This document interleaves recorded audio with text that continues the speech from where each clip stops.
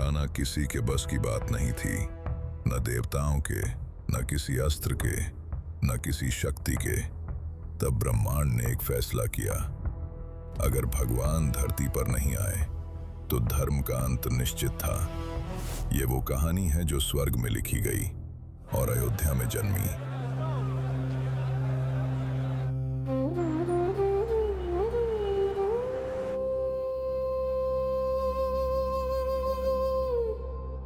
अयोध्या के महाराज दशरथ अपने भव्य सिंहासन पर भारी मन से बैठे थे।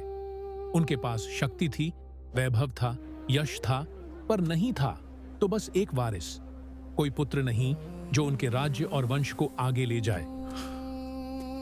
व्याकुल मन से उन्होंने महर्षि वशिष्ठ की शरण ली, जिन्होंने उन्हें प्राचीन अश्वमेध यज्ञ करने का विधान बताया, एक ऐसा पवित्र अग्नि अनुष्ठान जिसकी शक्ति स्वर्ग को भी हिला सकती थी। और यज्ञ आरंभ हुआ। किंतु उसी समय स्वर्ग में भी चैन न था।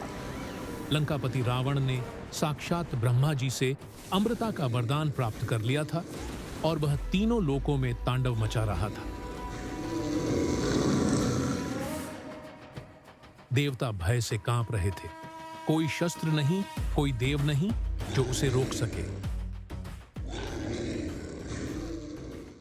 विवश होकर सभी देवता भगवान विष्णु के चरणों में पहुंचे, जगत के पालनहार, परम पुरुष, और उनसे पृथ्वी पर अवतार लेकर रावण के अत्याचार का अंत करने की विनती की। उधर पृथ्वी पर जैसे ही यज्ञ की पवित्र अग्नि धधकी और मंत्रों की गूंज आकाश में फैली, अग्निकुंड से एक दिव्य तेजस्वी पुरुष प्रकट हुआ, दैदीप्यमान, शक्तिशाली, अलौकिक। उसके हाथों में एक सोने का कटोरा था, जिसमें था खीर, देवताओं का आशीर्वाद लिए हुए पवित्र payasam.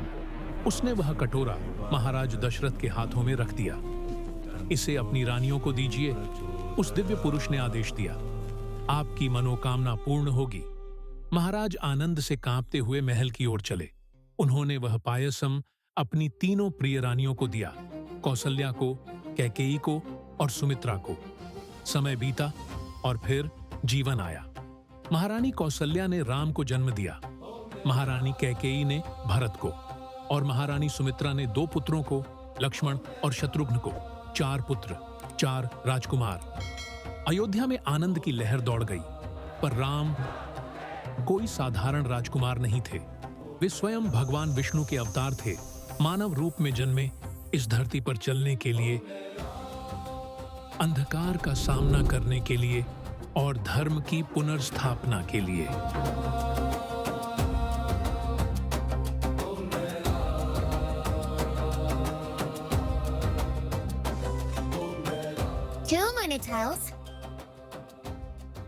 Thank you for watching. Do like, share, and subscribe.